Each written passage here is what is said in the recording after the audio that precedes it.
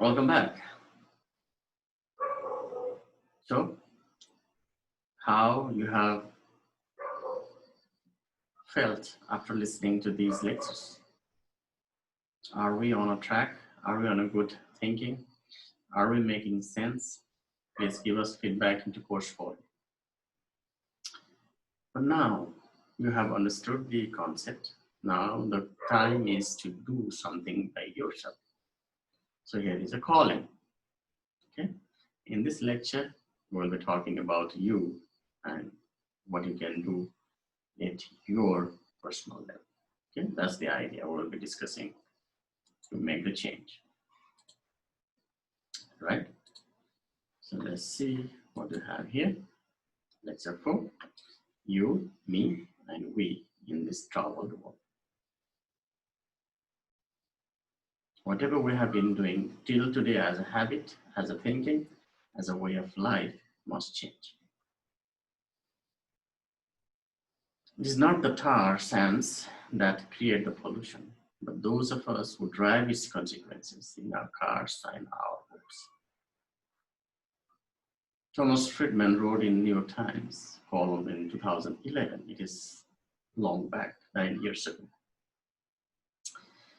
See, you really do have to wonder whether a few years from now, we will look back at the first decade of the 21st century when food prices spiked, energy prices soared, world population surged, tornadoes plowed through cities, floods and droughts set records, populations were displaced and governments were threatened by the confluence of it all, and ask ourselves, what were we thinking? How did we not panic when the evidence was so obvious that we had crossed some growth, climate, natural red line all at once? Thomas Friedman wrote it in 2011, and now it's 2020. And still, we see riots, we see challenges in the streets, we see all conflicts in the society, all war and everything in society.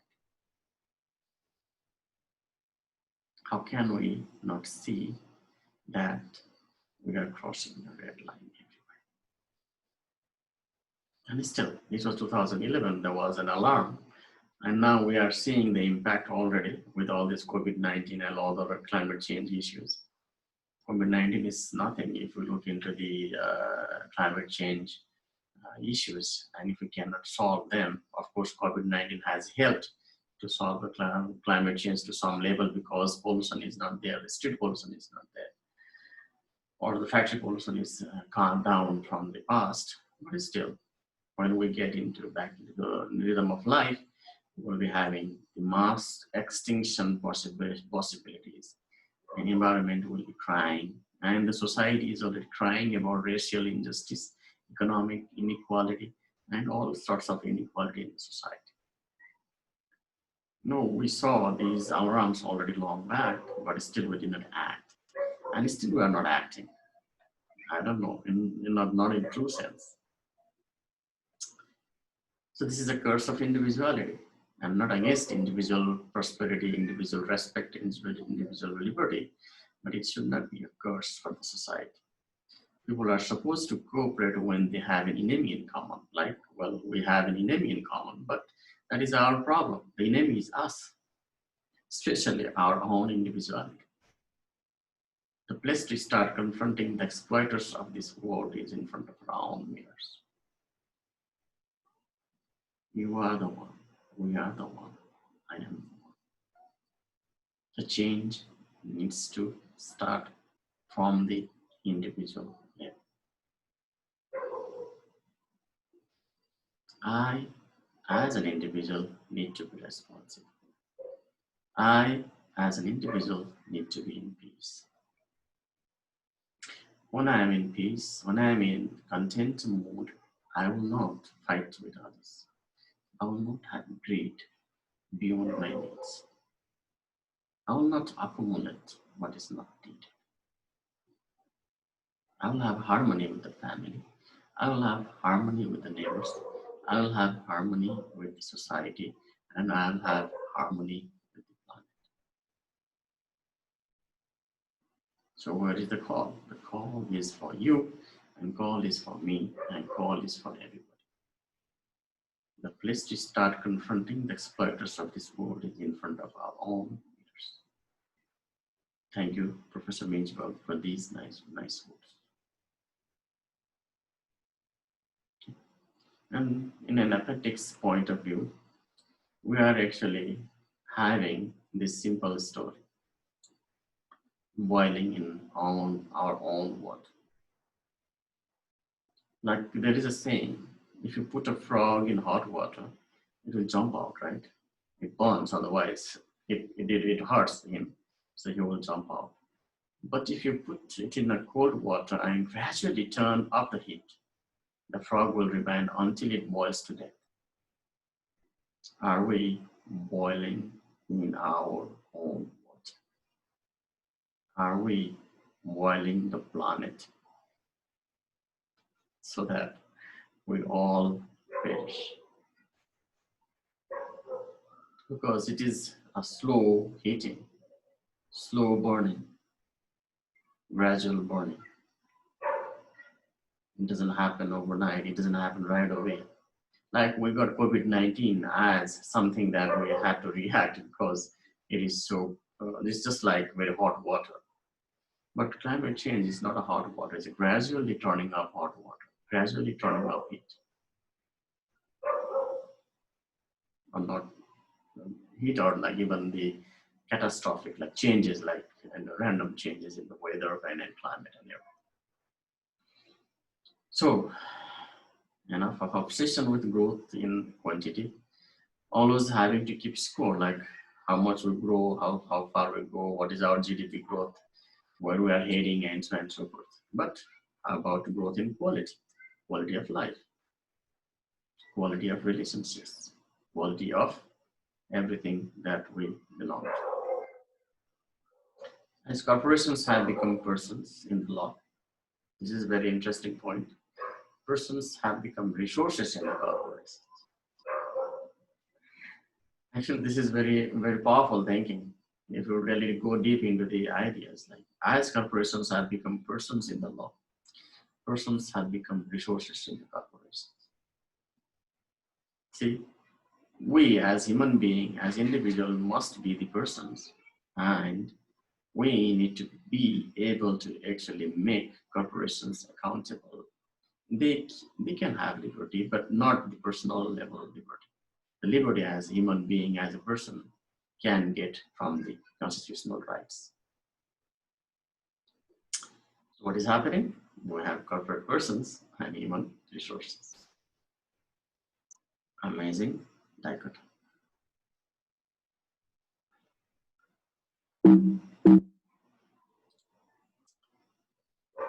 So is democracy just something we assert and then ignore? It's a big question. Ask the question in front of your mirror. We are numbered by advertising. We are commercializing everything. Numbed by advertising. I'm not against marketing. I'm not against selling products, but I'm against, like we are against the idea that you cannot see that every last scrap of material, every last inch of earth, every last iota of human attention and experience must become a commodity in order to feed the market. This dogma is very, very dangerous. A system that supposedly embodies choice in the end doesn't give us any. Everything is legitimately for sale. Children have been bombarded since birth to blur their ideas about good or bad. They cannot choose. So everything is actually brainwashed. Now even politicians can use the social media for advertising and then changing people's mind by tailored advertising and getting into their mind and having the vote. It's a manipulation. So we're numbed by advertising. And there's the failure of the government.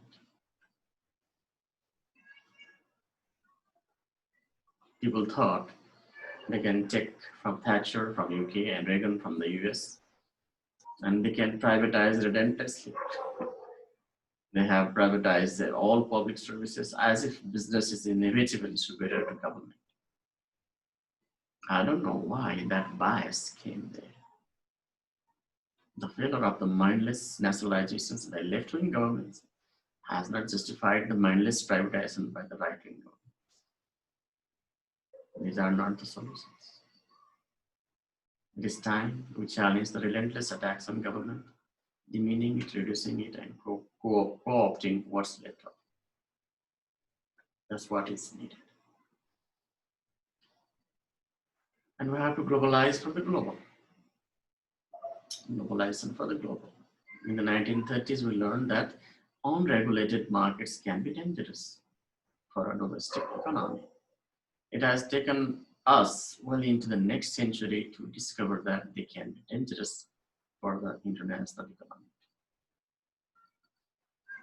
Many people in the developed world point their fingers at the corruption of politics in some of the poor countries of Africa. The difference in America is that the corruption is legal. Lobbying is legal. Fundraising for the politician is legal. They can get cash from there. Perhaps there is this regulation coming and controlling the thing, but actually this is not happening in practice. We need to rethink democracy, to reclaim it from personal individualism at the expense of collective citizenship and cultural communities.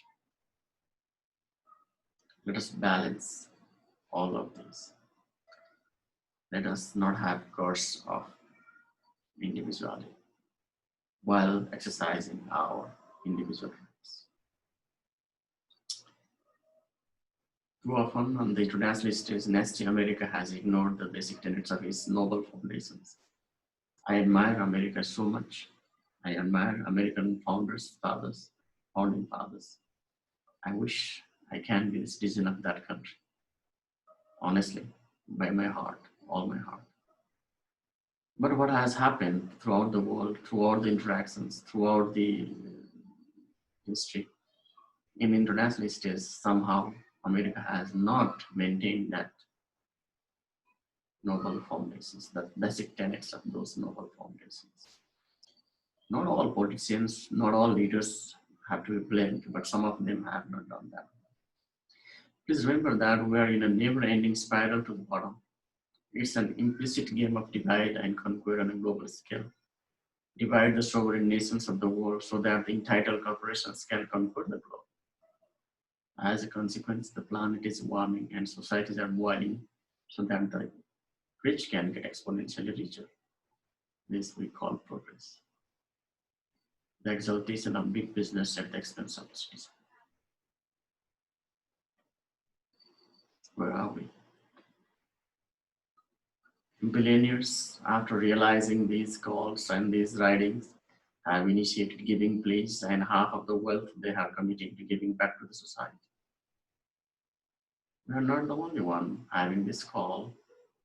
All the billionaires, American billionaires, world billionaires, are giving money back to the society through the Bill Gates giving please initiative.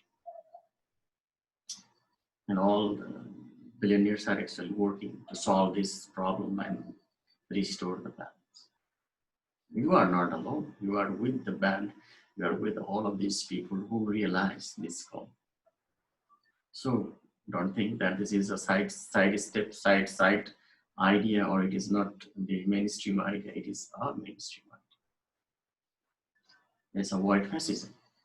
The first truth is that liberty of democracy is not safe if the people together tolerate the growth of private power to the point where it becomes stronger than that of the democratic state itself. That in its essence is fascism. It was said by Franklin Roosevelt, 1938.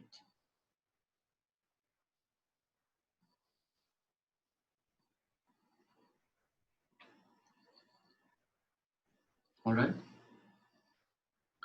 With that message, I close this lecture. The lecture was requesting for you to act, requesting for you to change, requesting for you to actually come forward and be responsible. Look at the mirror and ask questions. What kind of person am I? Am I socially responsible? Am I responsible for the society? Am I responsible for the environment?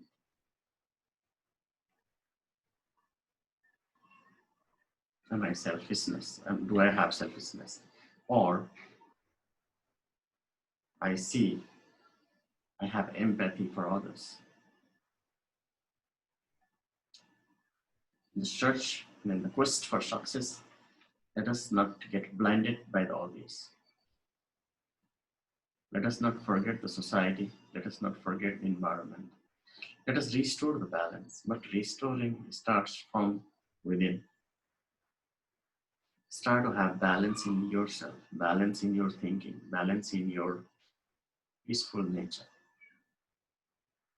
Restore your dignity first, self-dignity.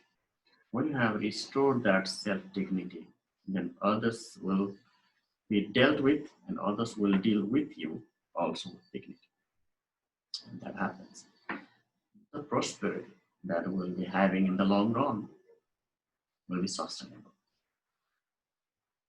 So far, what we have done, we have created a society, but we are actually out of imbalance. And when the imbalance happens, then the destruction happens. So don't forget that. And be responsible from now on, from day one, from today. Thank you for watching. Thank you for all who have been doing all the contributions to the society. Thanks to Bill Gates and everybody for giving. Please, and then all Bill and Melinda Gates foundations and other foundations initiated by billionaires and politicians and everybody. This is the rural sector we are talking about, not only cooperative societies, but we will be talking about cooperative societies or cooperative movement in a separate lecture after this, and look into how Finland has transformed and kept the balance so far. Thank you for joining, and let's do a case with Finnish cooperative movement as check and balance to the public-private approaches. Okay, thank you for joining. See you there.